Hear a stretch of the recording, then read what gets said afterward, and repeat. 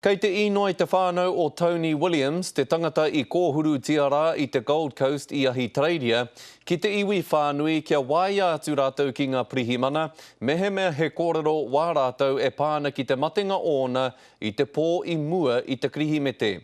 I piripane I kōtata ake ka hui te whānau ki te hunga pāpāho. He whānau e nohoana I raro I te kapua pauri me te kore e aro hea harawa I tae mai ai ki tēnei. Koe nei nā tamariki a Tony Williams, ko Harlem me tōna māma a Jade Dawson, me Lyric me tōna māma a Sade. I was probably the last person who saw him. I don't really want to comment on the conversation, but yeah, I saw him. We saw him every day. He was very loved. You know, everyone loved Tony. So it's very unbelievable.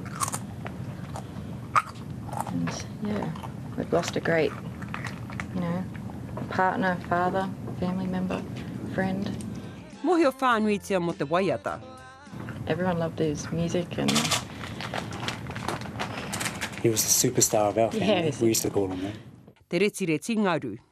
I nā he tangata tino a tāhua hoki ki te wahine. The victim was a ladies' man as such.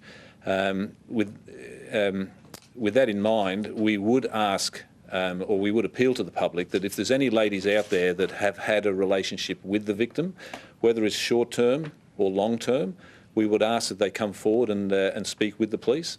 Neke atu I te toru te kau nā tiki tiwhi e kimi tonu ana I tētahi hua, tāpiri atu ko nā inoi a te whānau. The main reason why we're here today is to reach out to the public and ask if anyone has any information to contact the Burleigh Police as soon as possible. Ahakoa heaha ka tūhera whakamaumahara mōna. All his friends that sing with him are looking at doing a fundraiser for Harlem and Lyric, his kids, and just helping raise money to be put away in a trust fund for them. I te ahia hene ka taia te whaia o Tony ki te Gold Coast.